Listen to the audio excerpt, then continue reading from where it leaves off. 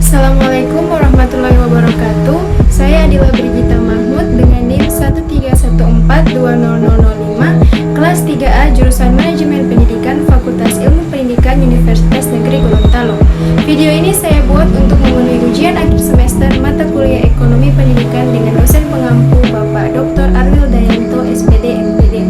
Baiklah, langsung saja ke penjelasannya.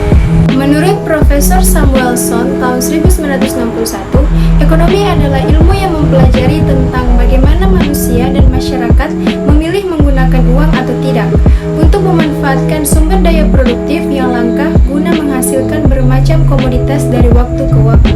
Menurut Webster's New World Dictionary, pendidikan adalah proses pelatihan dan pengembangan pengetahuan, keterampilan, daya pikir, karakter, dan lain-lain khususnya melalui pendidikan formal. Jadi, dari dua pendapat para ahli terkait dengan ekonomi dan pendidikan, maka ekonomi pendidikan merupakan bagaimana manusia menggunakan uang untuk memanfaatkan sumber daya produktif guna menghasilkan berbagai macam proses pelatihan dan pengembangan pengetahuan, keterampilan, daya pikir, karakter, dan sebagainya. Ekonomi dalam pendidikan merupakan sesuatu yang dapat menunjang jalannya pendidikan atau belajar mengajar. Ekonomi pendidikan bukanlah modal untuk dikembangkan dan juga bukanlah modal untuk mendapatkan keuntungan. Selain untuk menunjang proses pendidikan, ekonomi pendidikan juga dijadikan sebagai materi pelajaran guna mengetahui masalah ekonomi dalam kehidupan manusia. Sedangkan dilihat dari pendidikan dalam ekonomi, jika tingkat pendidikan meningkat, maka produktivitas bekerja pun meningkat. Hal tersebut dapat meningkatkan pertumbuhan ekonomi.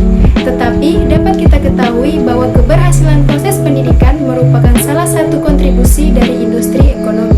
Menurut Supriyadi, menegaskan bahwa biaya pendidikan merupakan semua jenis pengeluaran berhubungan dengan pengelolaan pendidikan dalam bentuk uang, barang maupun tenaga pendidik. Biaya satuan atau unit cost merupakan biaya yang dikeluarkan untuk menghasilkan satu unit produk atau pelayanan yang biasanya didasarkan pada rata-rata. Cara menghitung unit cost yaitu yang pertama, tentukan biaya tetap, yang kedua, identifikasi biaya variabel, yang ketiga, ketahui berapa banyak unit produksi, yang keempat, masukkan biaya tetap, biaya variabel, dan jumlah unit ke dalam rumus. Rumusnya yaitu biaya per unit sama dengan total biaya tetap tambah total biaya variabel dibagi total unit yang diproduksi. Biaya total atau total cost adalah biaya aktual yang dikeluarkan dalam produksi tingkat output tertentu. Cara menghitung total cost yaitu yang pertama, hitunglah besar biaya tetap, yang kedua, jumlahkan semua biaya variabel, yang ketiga, jumlahkan biaya tetap dan biaya variabel yang sudah dihitung untuk mengetahui besarnya biaya total, dan yang keempat, catatlah setiap pengeluaran. Rumusnya yaitu TC sama dengan TFC ditambah TVC. Permintaan terhadap pendidikan ditentukan dengan tingkat pendapatan dan harga atau biaya atas jasa pendidikan itu sendiri.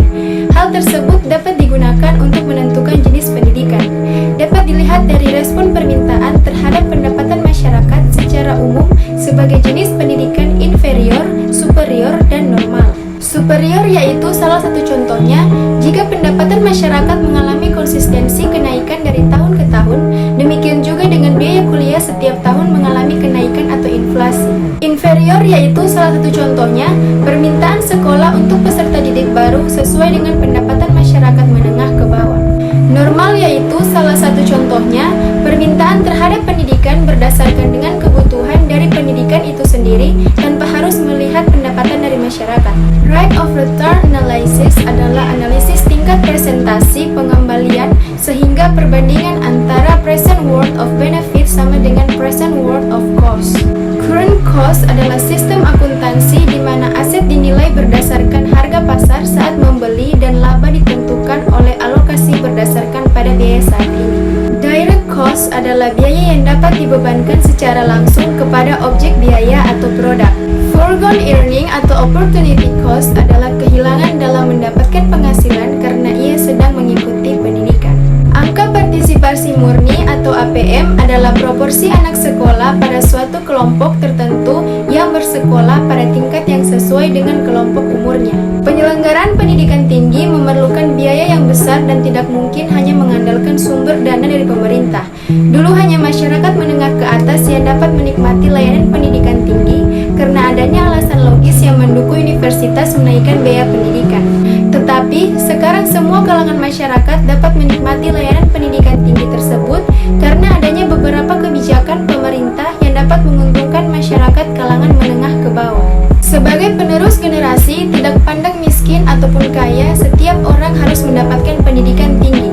Maka dari itu, pemerintah dan universitas harus terus membuat kebijakan untuk memberi kesempatan bagi orang miskin yang berprestasi untuk bisa kuliah di perguruan tinggi sehingga dapat menghasilkan sumber daya manusia yang berkualitas dan memiliki nilai tambah. Konsep ekonomi pendidikan kreatif yaitu dengan memfokuskan penciptaan barang atau jasa dengan mengandalkan keahlian, bakat, dan juga kreativitas.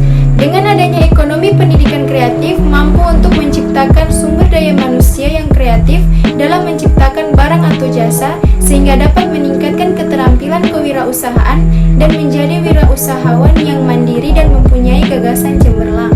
Manajemen pemasaran pendidikan yaitu suatu proses yang dilakukan oleh individu atau kelompok untuk mendapatkan yang mereka butuhkan dengan cara menciptakan dan memanfaatkan kualitas lembaga pendidikan dalam kegiatan promosi. Manajemen pemasaran pendidikan membuat lembaga pendidikan yang kompetitif karena adanya nilai perbedaan dengan kompetitor.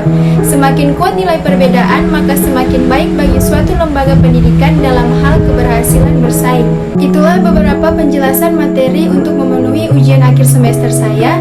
Sekian dan terima kasih. Wassalamualaikum warahmatullahi wabarakatuh.